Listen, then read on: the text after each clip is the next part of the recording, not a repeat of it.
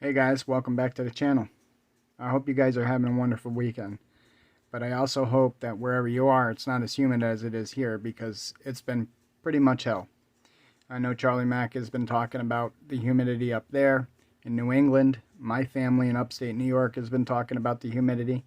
And it seems to be just about everywhere. So if you're in it, all the advice I could give you is stay hydrated and stay cool.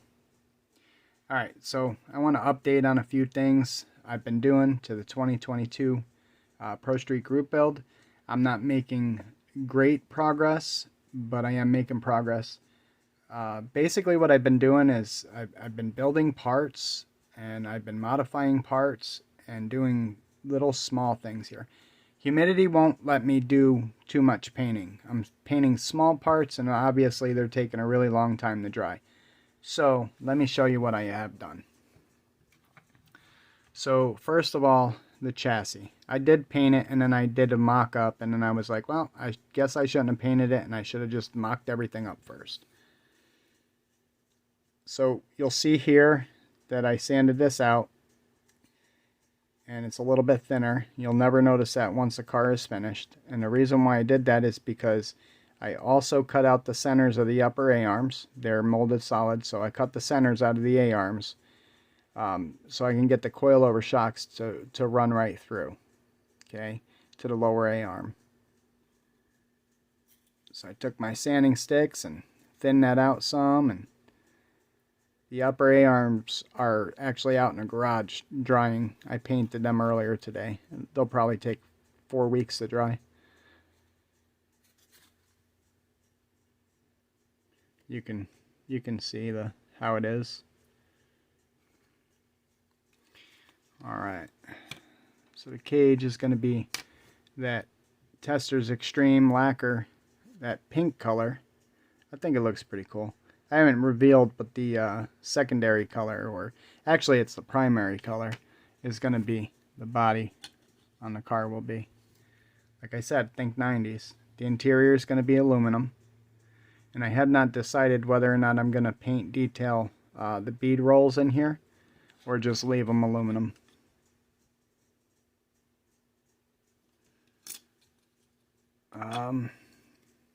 Fuel cell. I modified an existing fuel cell and made this smaller fuel cell. I don't know if you guys are familiar with it. I'll post a picture right here of the Hot Wheels sponsored Trans Am Camaro. Well, this had a fuel cell in it, probably about a 40-gallon fuel cell, so it's probably like 2.5 inches long. And I actually chopped that down to create a 15-gallon fuel cell. And I will add a filler tube going to the inner fender well, or inner fender on the Chevelle when it's all said and done. I also scratch built an Optima Battery, which I don't think came out too bad, being it was my first try at Optima batteries. It's a yellow top. I think it's pretty cool. That's what I used to run in my race cars, yellow tops. And you guys have seen the coilover shocks that I made, I'm sure. If you haven't, here they are. And you'll notice that I added beads to the shock eyes to simulate Heim joint bearings.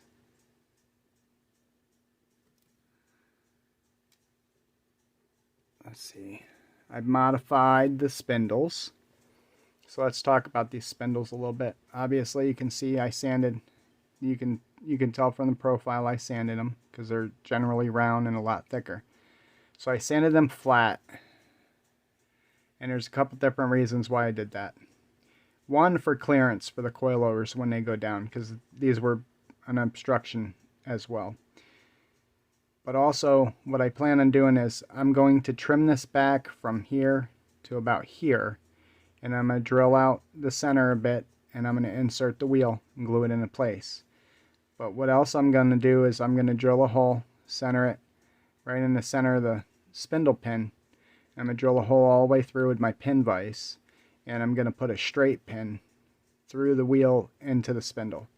So that means I actually am going to drill the center of the wheel out. Not as big as I did the rears, but I'm going to use my pin vise to do it so I can get the hole big enough to get a straight pin through, and then I will glue it in place. I think that's the best course of action for those front wheels, the way they are, without trying to find wheel backs or anything for them, because obviously I'm going to be putting brake rotors on this, and I want to show the brake rotors and calipers.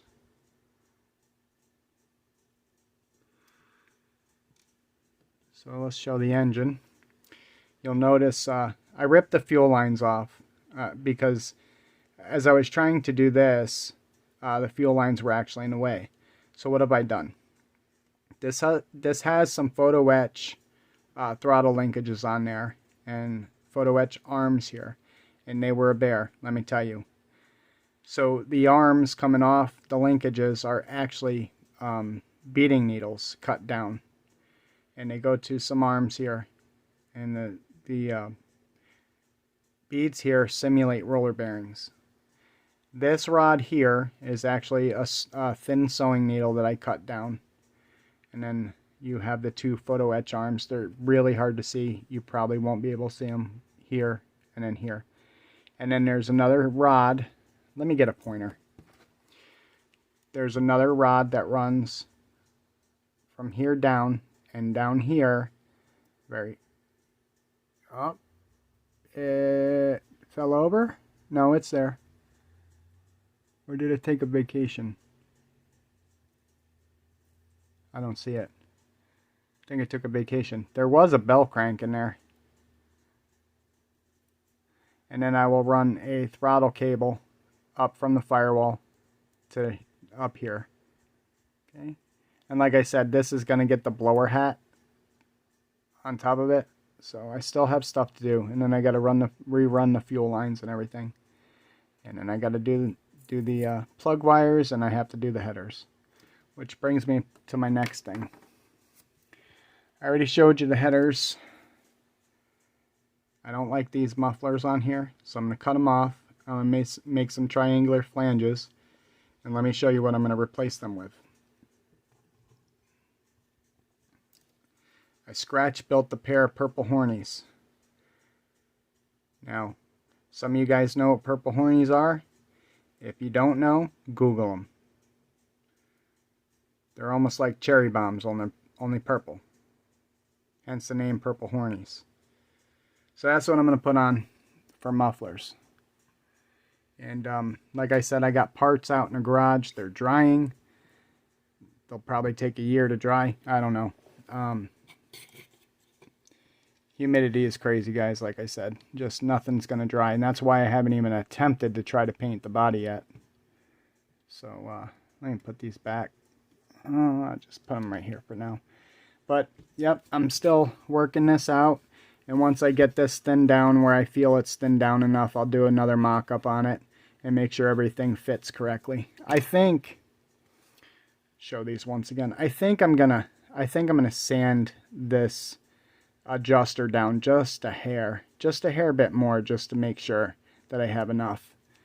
But, yep, that's pretty much what I got going on right now.